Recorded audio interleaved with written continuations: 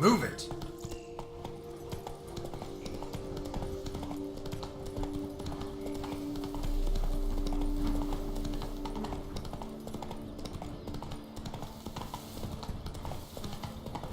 What will the morrow bring?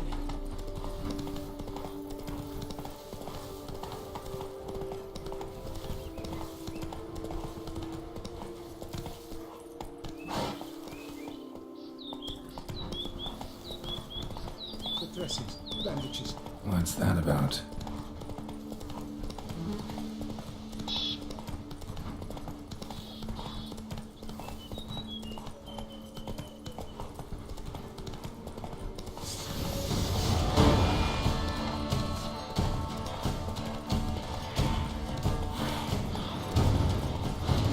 Our guests. Never a good omen.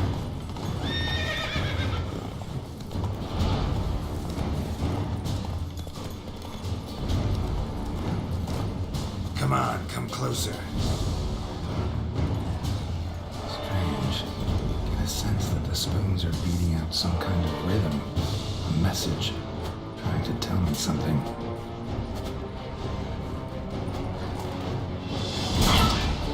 Regis' rhythm wasn't right.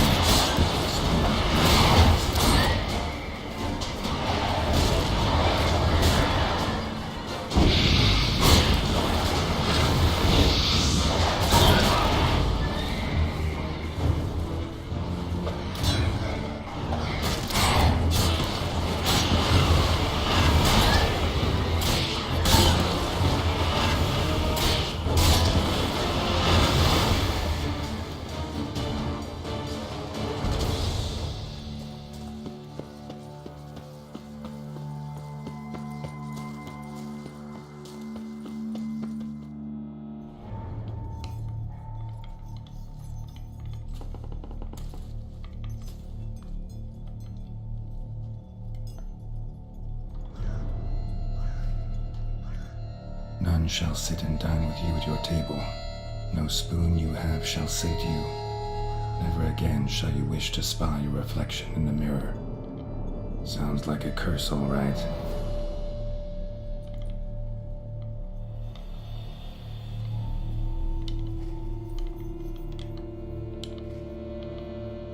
Somebody's clearly obsessed.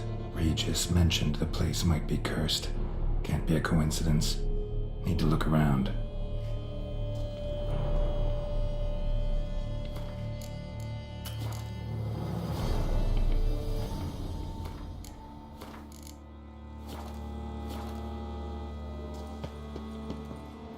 What a pigsty. Need to search it thoroughly. Find a way to collect some white saliva. White's obsessed. A real collector. Thoroughbred.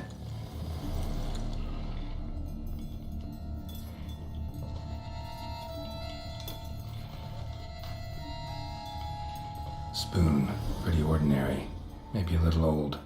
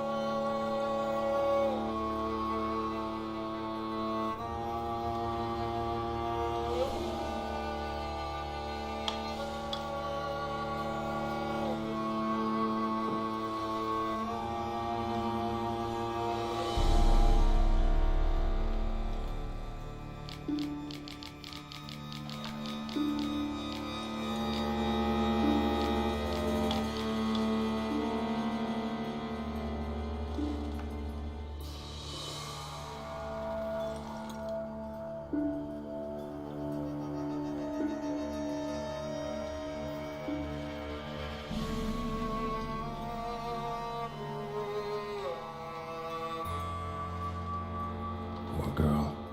Realized she was changing into a monster. Recorded it in her diary. Poignant. spoon's incredible. The craftsmanship must have graced a rich man's table.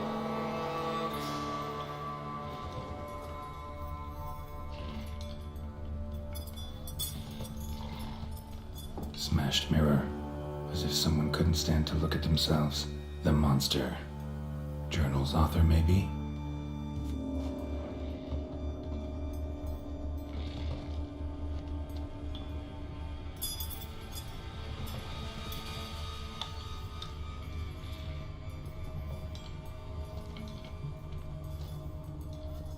No spoon you have shall say to you.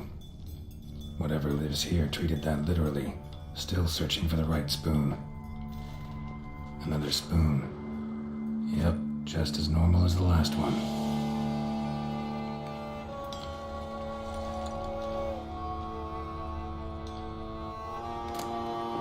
The spoon key. Sophisticated crafting. Tag bears a description. White's a true collector.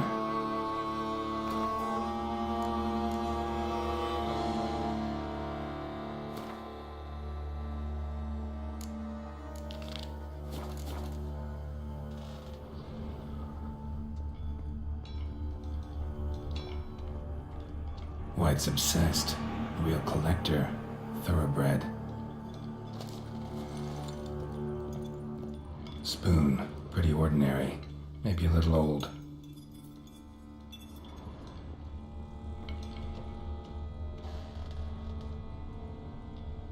Woman's name scratched into this wooden spoon. Romantic.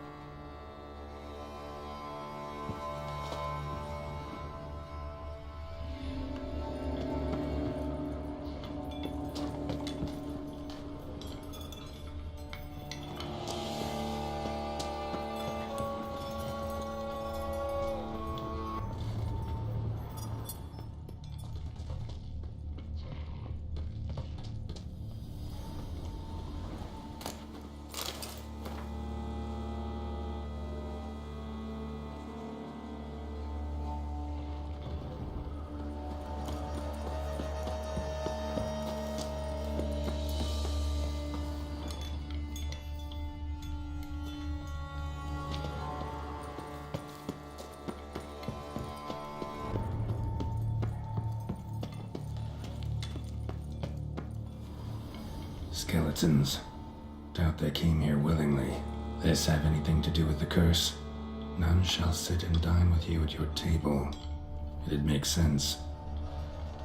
Broken neck, indentation in the skull's lateral surface, smacked in the head with something heavy.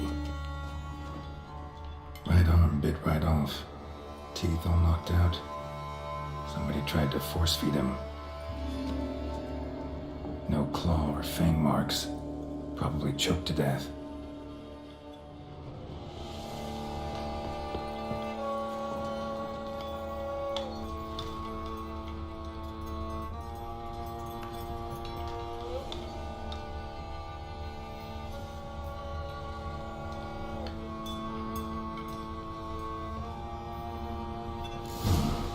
Actually does seem like a White's lair. Bit atypical, but still. Cauldron should be somewhere around here. Another spoon. Yep, just as normal as the last one. White's obsessed. Real collector. Thoroughbred.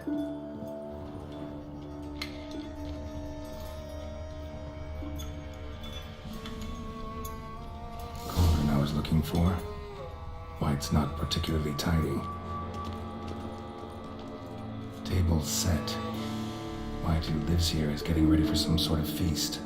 White that lives here, definitely afflicted by a curse, and it's been trying desperately to lift it. Spoon, pretty ordinary, maybe a little old.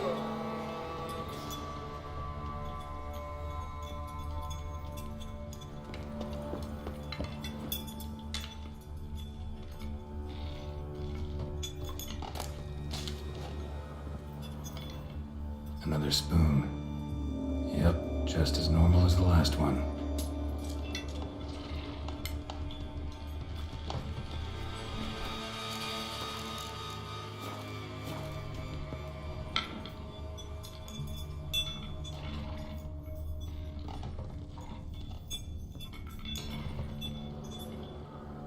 White's obsessed, real collector, thoroughbred. Spoon, pretty ordinary, maybe a little old.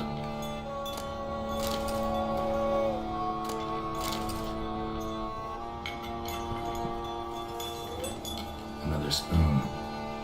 Yep, just as normal as the last one. Thousands of them here. White's been a collector for years.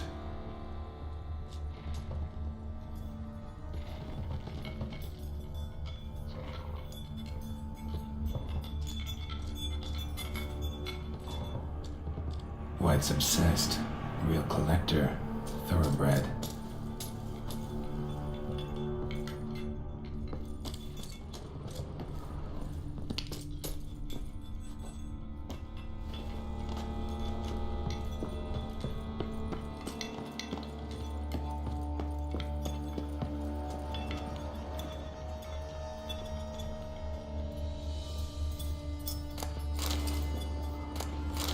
Spoon, pretty ordinary, maybe a little old.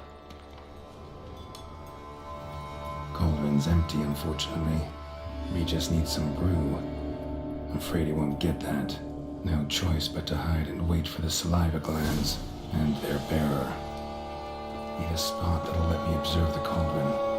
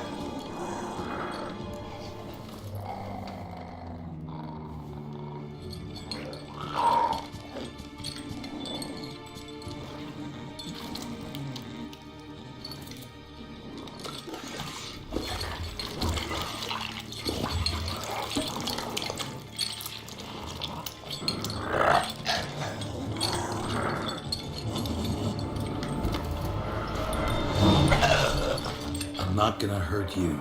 Wanna help? I've seen the words of the curse on the walls. Think I know how to lift it.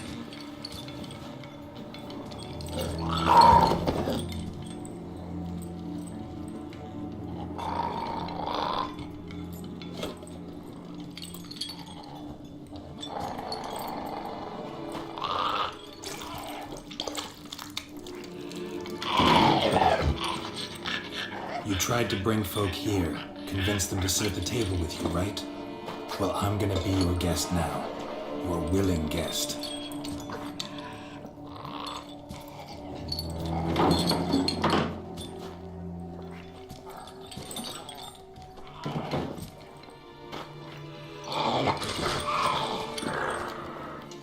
Just need a bit for Regis. And now we'll tend to you.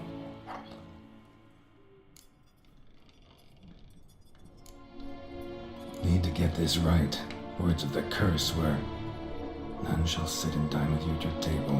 No spoon you have shall say to you, never again shall you wish to spy your reflection in the mirror.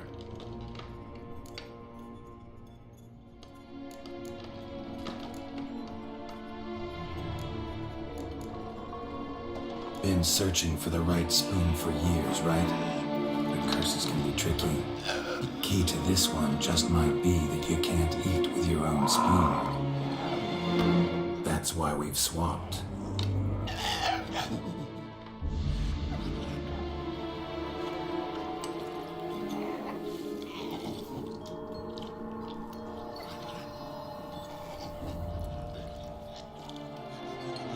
This isn't right. I missed something? Listen, gonna stand up real slow. Gotta search the house again. Sit tight, I'll be right back. Calm down.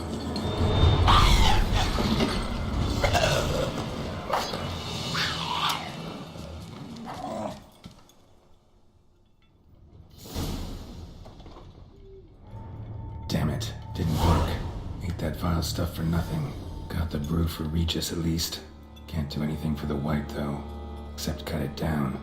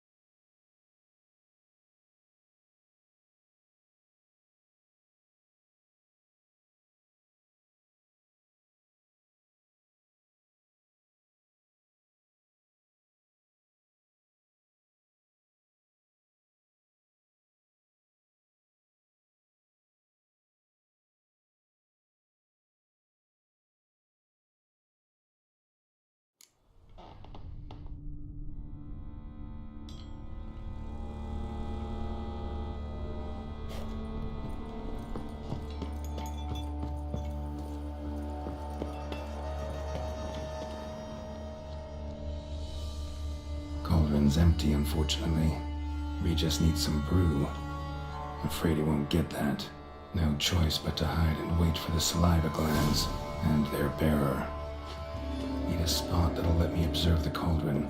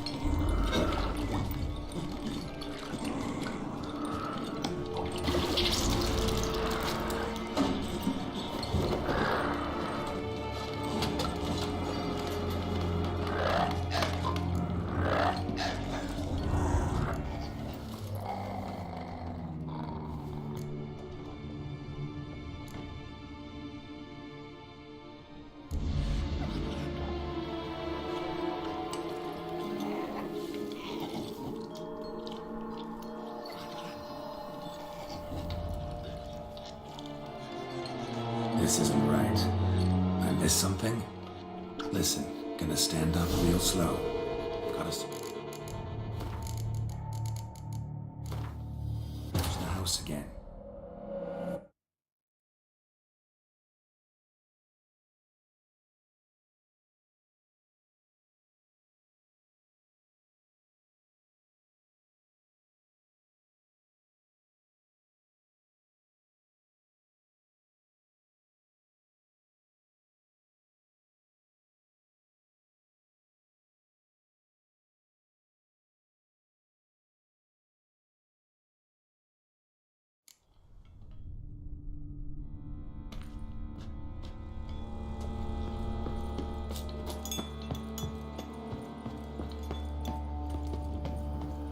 Cauldron's empty, unfortunately.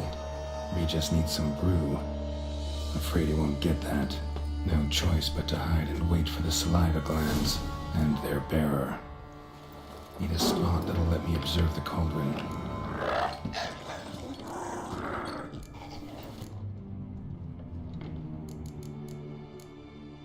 Need to get this.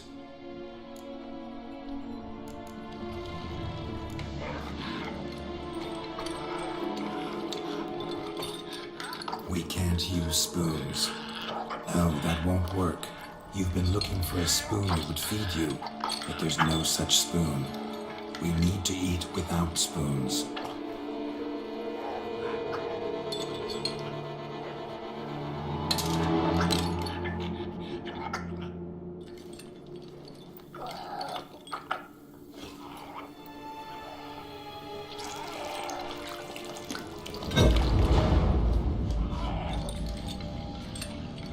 Open your eyes.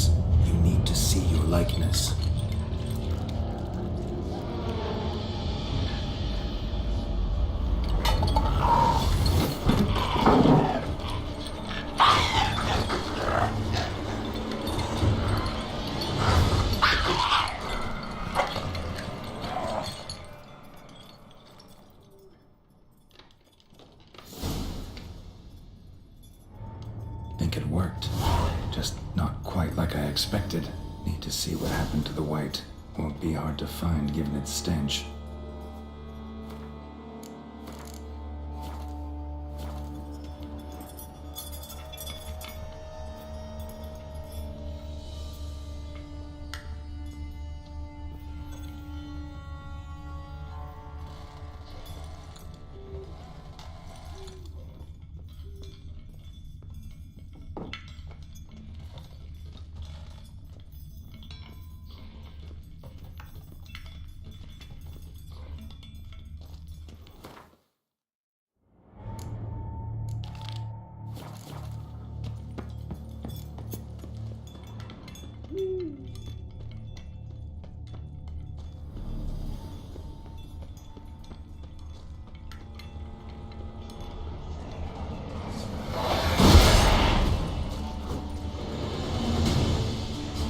How you like that silver?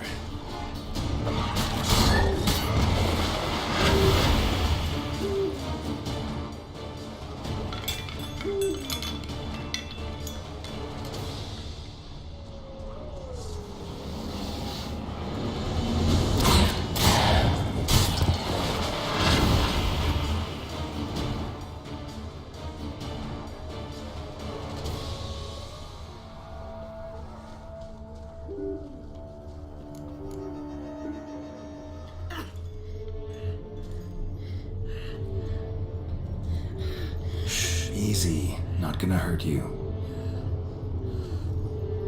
Eat.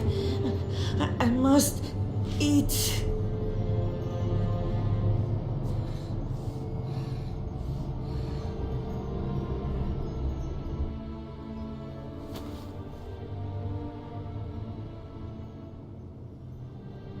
I'll take you someplace safe.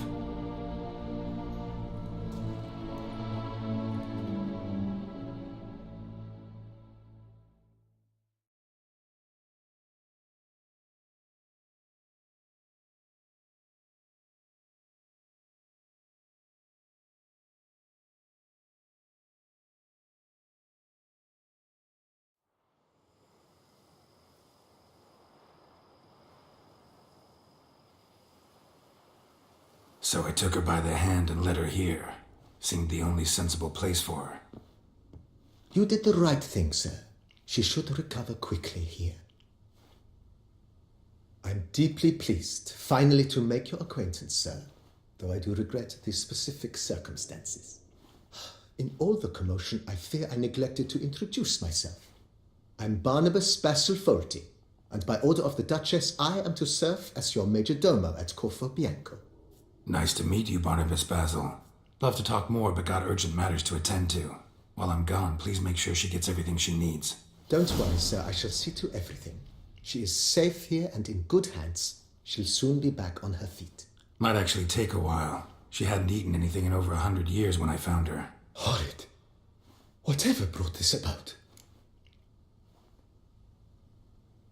Told me her story on the way here. Her name's Marlena. She was once the very beautiful and proud heiress to the Trastamara estate. One evening, when she was holding a banquet for friends, a beggar came to her gate seeking alms.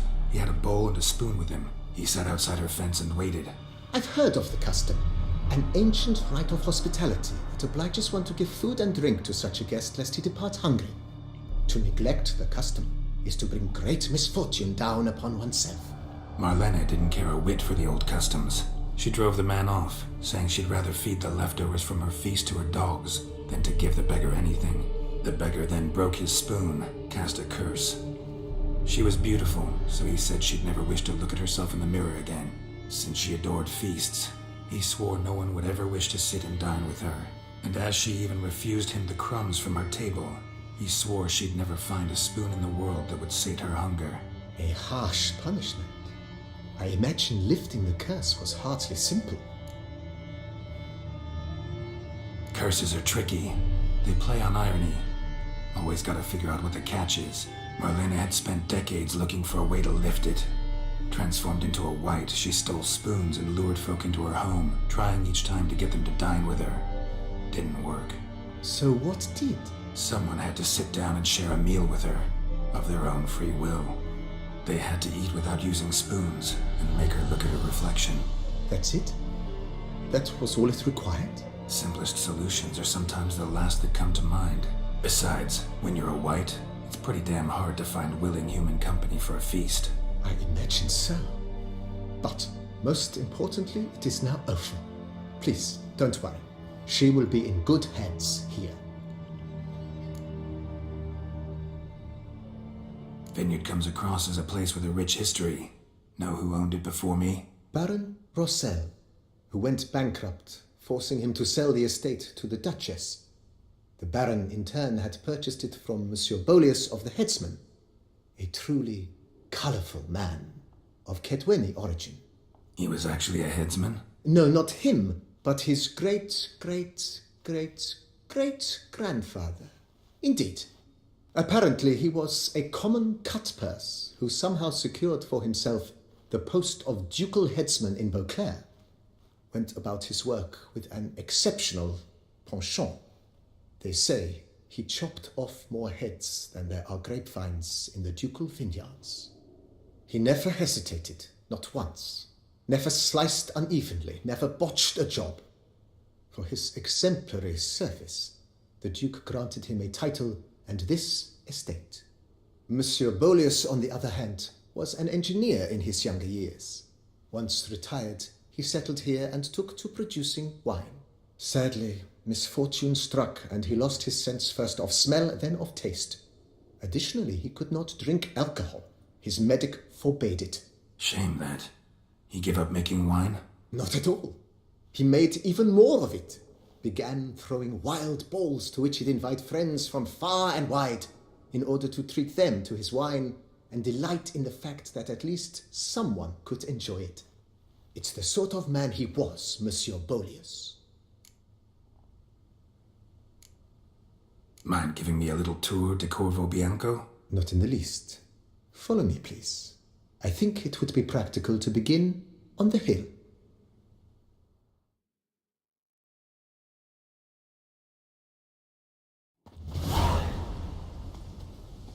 Behold, sir, your estate in all its splendor. Pretty vast. Indeed. And now, sir, allow me to show you a handful of interesting details. Follow me, please. Been a major domo all your life? Yes, I come from a long line of major domos. My father was a major domo, as was my grandfather before him, as was my great aunt. In fact, she was the one to start the tradition. Great aunt? A hard woman. It is said that already as a child, she knew where she was going and went there. When she arrived in Beauclair, she signed on as a chambermaid at one of the vineyards, then slowly worked her way up to major domo. She dragged the rest of the family up the same path.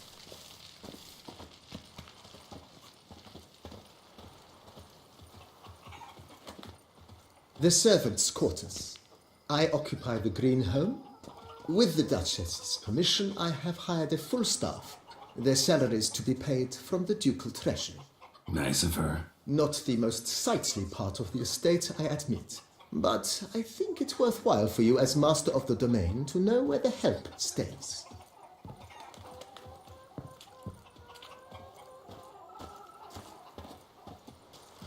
Follow me, please.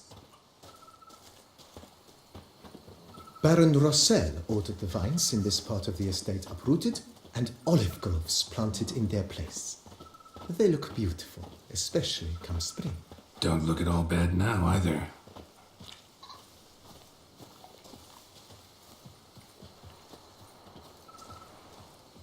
Down below lies your vineyard, where we grow a strain of Carfanere, one of the world's oldest. Aged in oak barrels, it provides for an exquisite wine with distinct blackberry, wild cherry, plum, and cinnamon notes. Marvelous. Have to try it one of these days.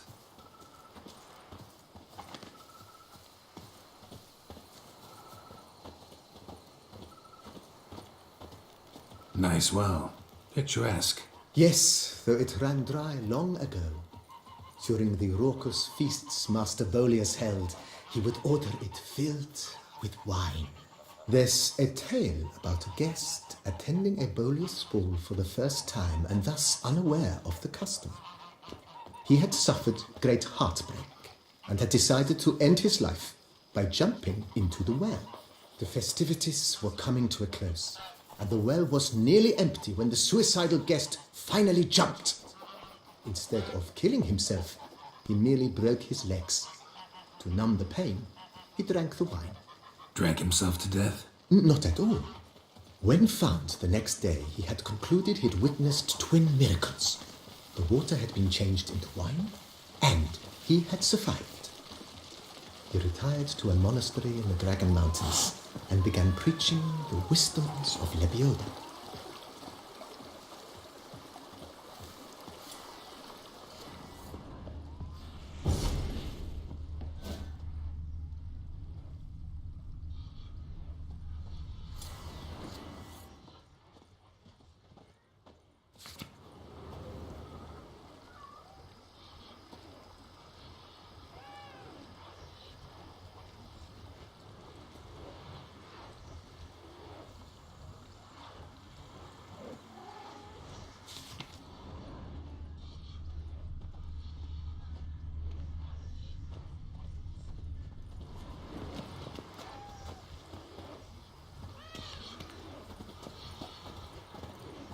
Monsieur Boleus's wife Nina kept a garden here. A supremely lovely place it was. Bit neglected now. I agree. Yet nothing stands in the way of restoring it to its former glory, and once again planting it with herbs and other vegetation.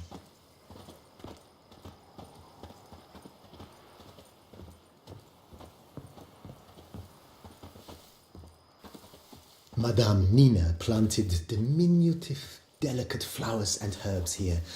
One might say their aroma still hangs in the air. You're quite the romantic, Barnabas Basil.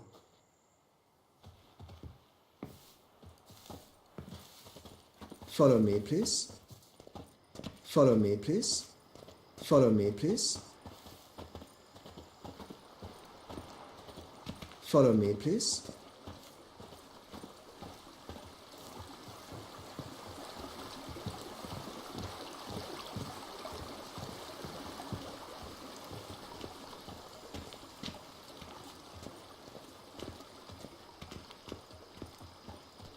This served as an additional wine cellar in years of plentiful harvests.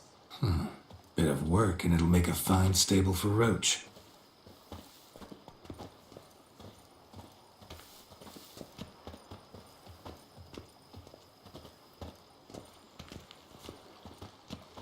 The cellars, voila.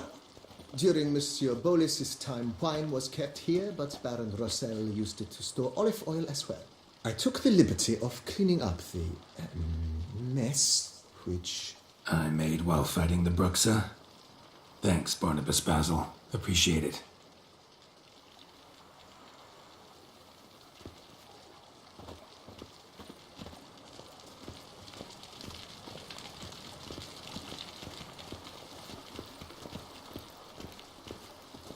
As you can see, the facade is, how to put it, slightly stained.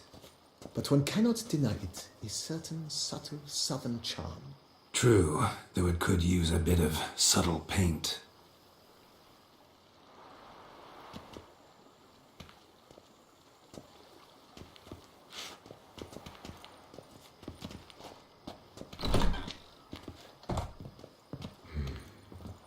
And welcome inside. On the left is the master bedroom. On the right, the dining hall and kitchen. Upstairs, you shall find the guest room, currently used for storage. Not a bad idea. At the moment, the house is only minimally furnished. Yet I believe we will, together, devise some innovative arrangements. A few paintings, for instance, would breathe new life into the abode immediately. With that, sir, you've seen the full lay of the land. Corvo Bianco is a beautiful estate. Though one must admit, time has taken its toll.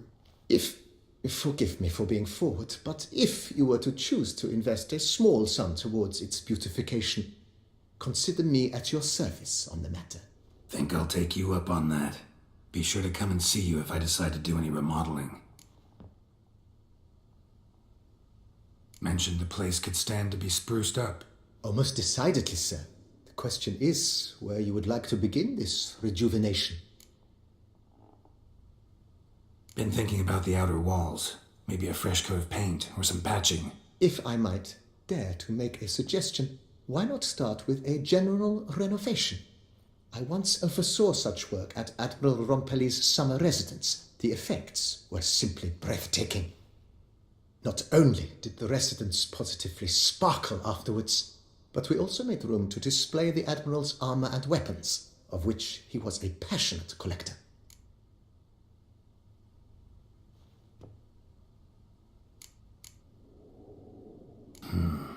Need to think it over some. I understand, of course. As the venerable Lady Eve Knibley would so quaintly put it, the rash oft contract rashes. Got these spacious grounds. But maybe it's time to make them more, useful. Oh, yes, we certainly should. The way I see things, given your trade, sir, you would be wise to put in a grindstone and an armorer's table. A good way to start things off, don't you think?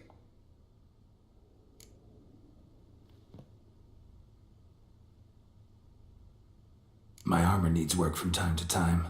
You know, oil this, reinforce that. Could use a decent work table where I could do all that. Admiral Rompelli once hired a specialist who made the finest armorer's tables this side of the Yeruga. I will contact him at once. Good. Order me up a table like that. Immediately, sir. I expect it will take at most 1 day to arrive. Will you be needing anything else, sir? In my trade, my blades get dull pretty quick. Could use a grindstone, professional grade. Of course.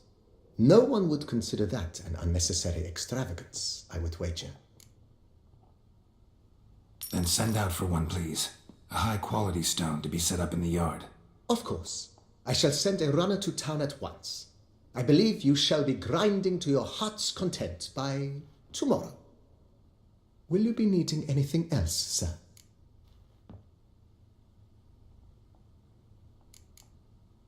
Know what? Changed my mind. Not in the mood to talk about redecoration today. But I wanted to ask you something else. I shall be glad to answer your every question, sir. Thanks. Gotta get back to my business now. See you soon.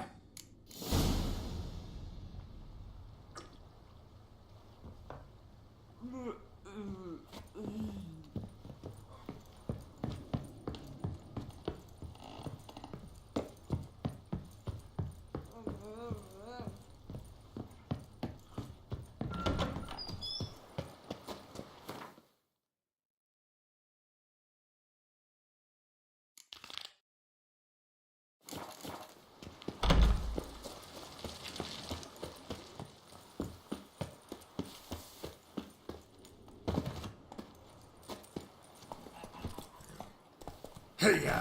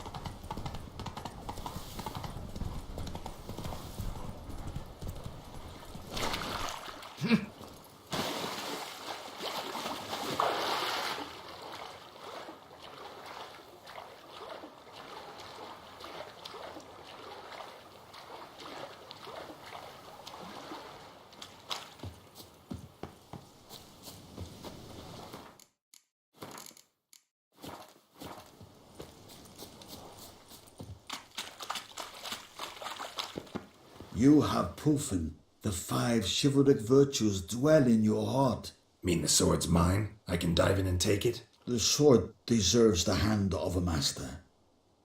You must prove your skills are worthy through combat atop the water's surface. Are you ready? Anytime. Then draw your blade.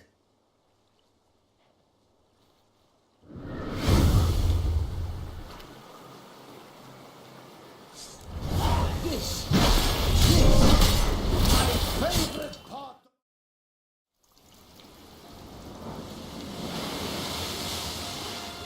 You have proven worthy of wielding the blade, beyond all doubt.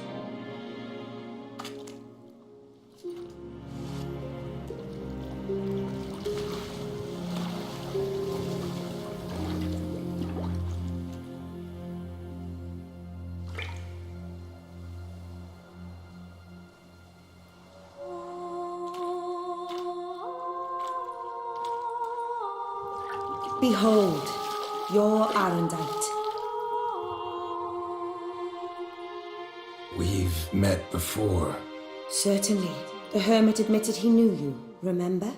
The Lady of the Lake. It is I. Forget not that you are a man right and honourable, devoted to doing good. And for these reasons you received the blade. Now bear it. And I trust this time you shall not lose it.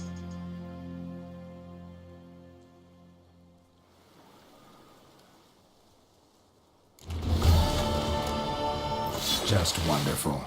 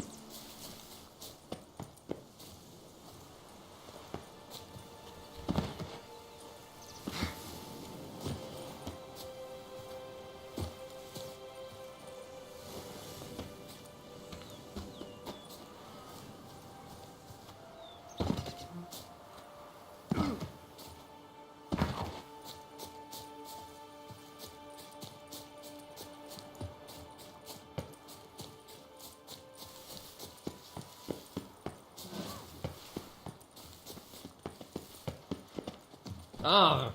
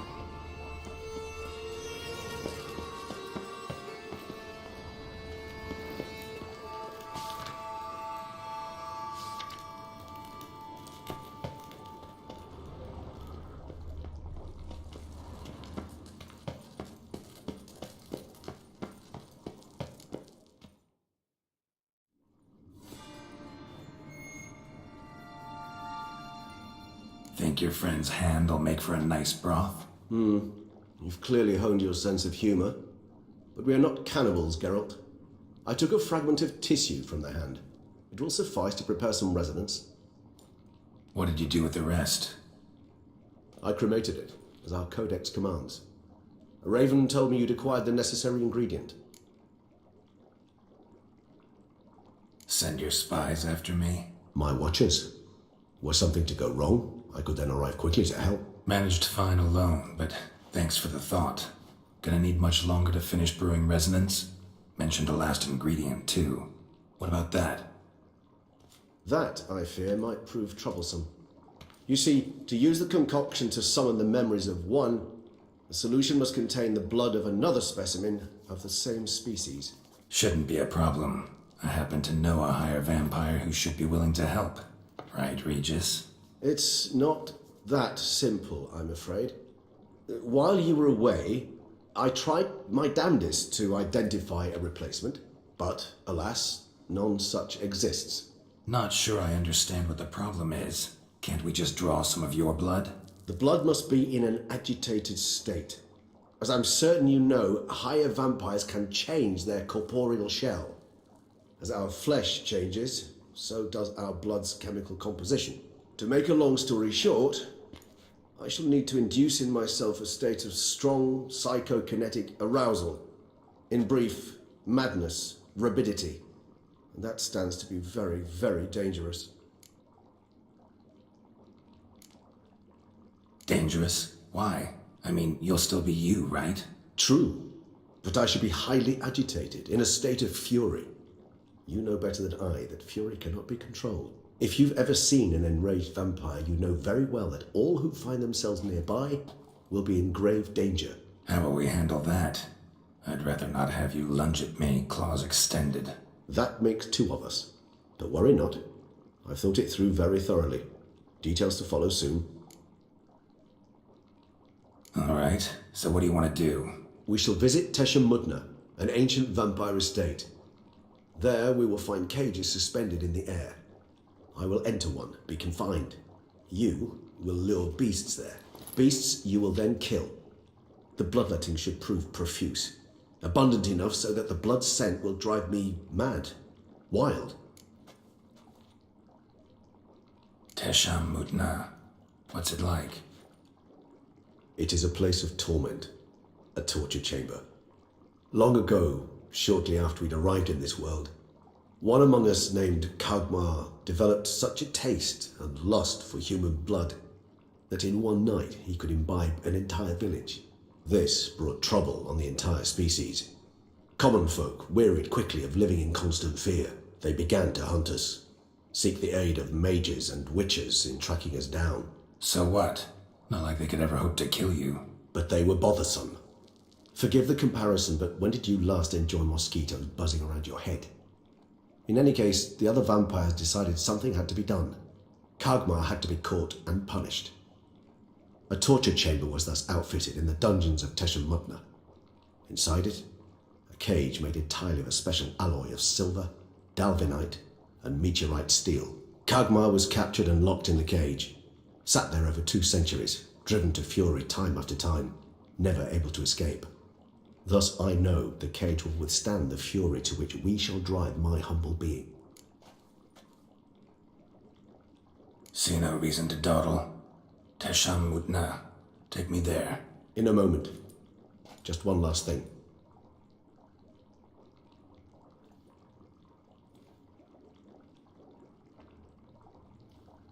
What was that? Blood. Oh, the last favour the Raven did me. I've also taken some Sancurium, a solution that sharpens one's sense of smell. 1 drop of blood shall smell like a gallon to me now.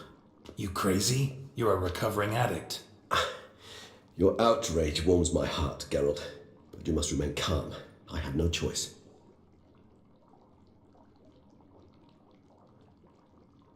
As things stand, the die is cast. High time we set off for Tesham Mutna. My head's spinning already, and you're starting to smell quite tasty. And you're starting to scare me.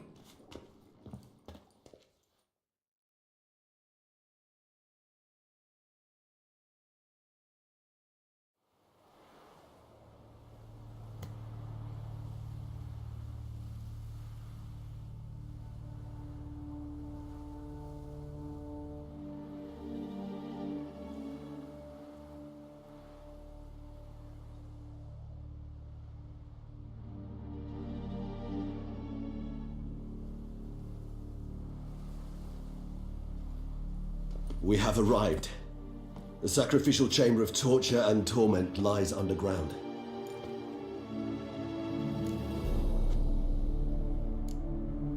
Sure you know what you're doing? I can only hope I do.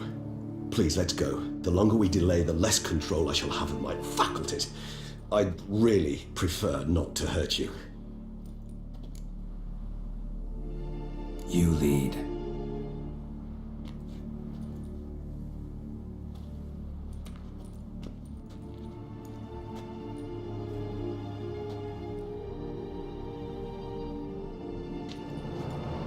Scurvers must be getting close to their feeding ground. Correct. I told you there'd be danger.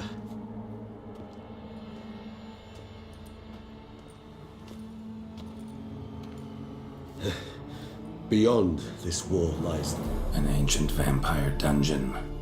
Seen a lot of things in my time. Nothing quite like this, though. I feel honored. A man with such a wealth of experience, yet I'm about to show him something new. Now, to open it.